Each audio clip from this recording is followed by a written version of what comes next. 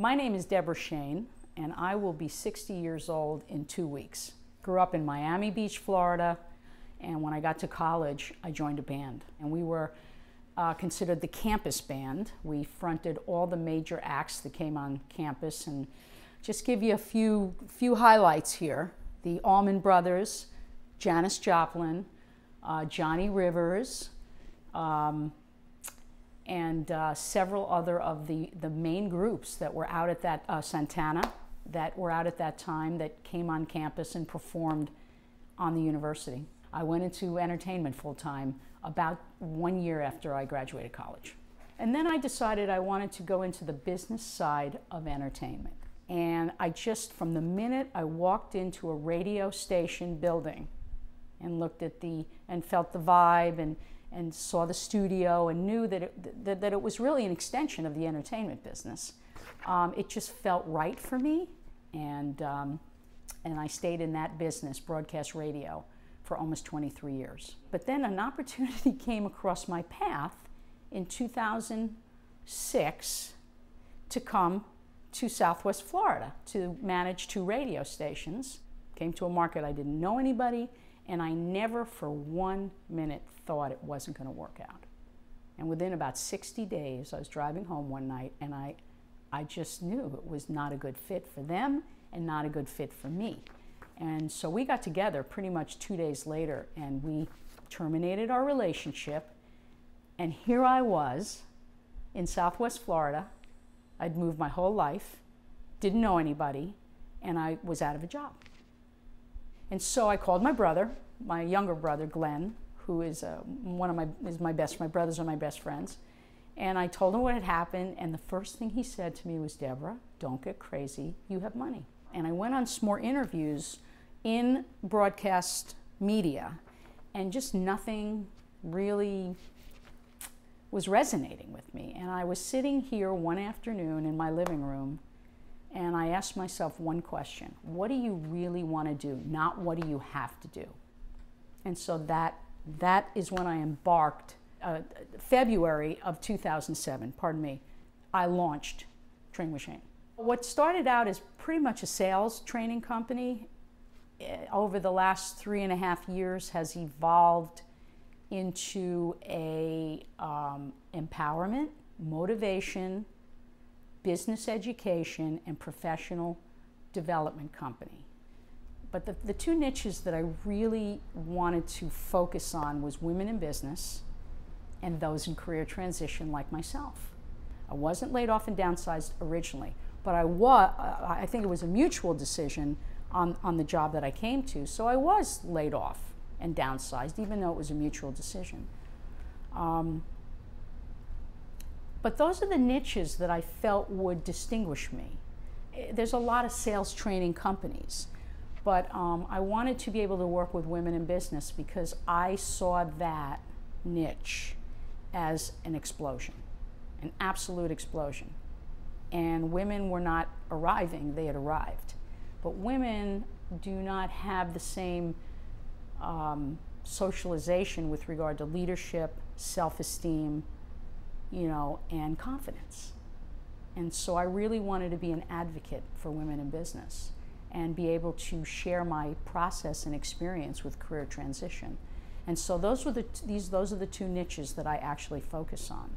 And career transition right now is, there's the executive who's that C-suite executive that's in career transition, but there's this huge middle group of professionals that have some managerial experience, they have college degrees, they're not PhDs, they're not MBAs, and some of them are not college graduates.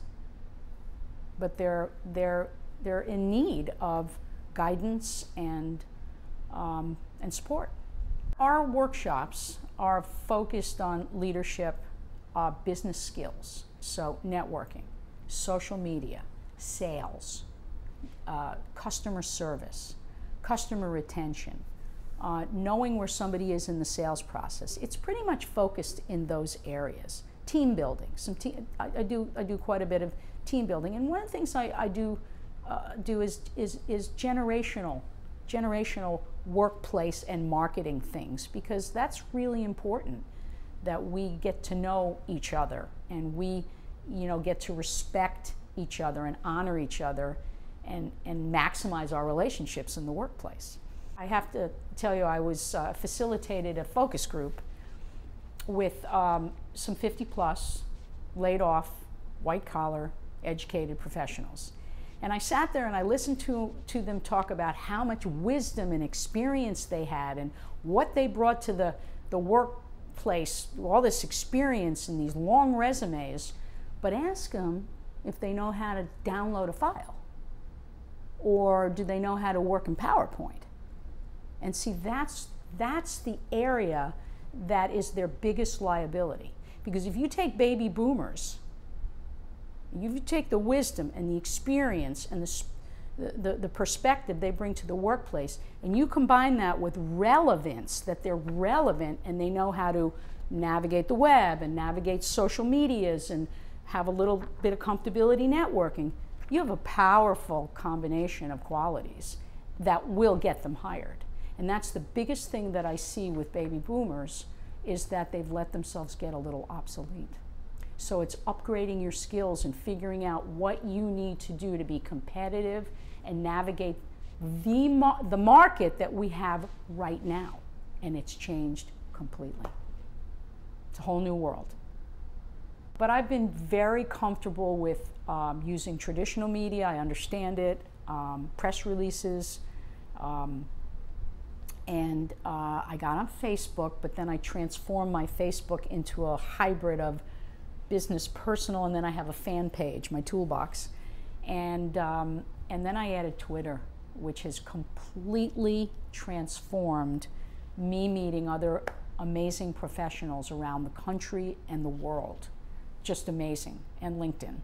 So I have what I call the metropolis, and my metropolis is, I have an blog talk radio show, I have a newsletter, and my blog. And I, have put this together as far in terms of being my media world, and it's really, really got me out there big time. The social medias are essential for any 50-plus person. They must embrace it in some way, shape, or form. And I'll go back and say that wisdom, experience, all the qualities that baby boomers bring to the table, plus relevance, is a powerful, powerful recipe for success. And I've been in corporate America and an entrepreneur a couple times, so for me to go back into the entrepreneurial shoes was very comfortable. Entrepreneurship, first of all, are you an entrepreneur? Do you have those qualities? And you can't romanticize it. Even though you're great at baking cakes or doing floral designs or building fences or having a cleaning business, whatever it is that you can do, you can't romanticize it. You have to make sure that you're entrepreneurial in terms of qualities. Are you somebody that can get through hard times? Can you motivate yourself? Do you see the big picture? Because a lot of entrepreneurs, they know how to do what they do, but they don't know how to market and sell. And that's ultimately going to be their downfall. If you want to start your own business and you feel like you're entrepreneurial, first and foremost, seek out some career counseling. Seek out some career guidance. There are amazing professionals out there that can really help you navigate this process. Invest in yourself. Secondly, there are free classes, workshops, counseling available through the government, through your counties, through your chambers, through your professional organizations. Seek out a mentor.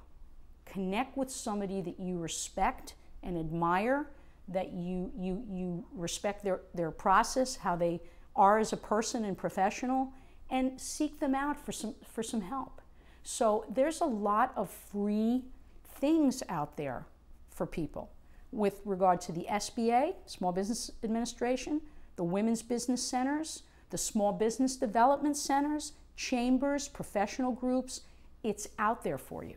So being an entrepreneur is a very comfortable thing for me. I really didn't understand the market that I was in, how not really conducive it would be to grow past a certain point. And that's kind of where I am right now. I actually paid my bills the first year, actually 2 years. I paid my bills. Did I make a lot of money? No, but I don't know that that was possible here. The economic downturn actually was already in process. It just didn't manifest itself till 2007, more in 2008, and certainly another version of it in 2009. But it has been very challenging here. This market, and you probably have seen this in the news, how the heck did I know I was going to be in the absolute number 1 and 2 foreclosure cities in the country? Fort Myers, Cape Coral, 1, 2, and 3 for the last 2 years.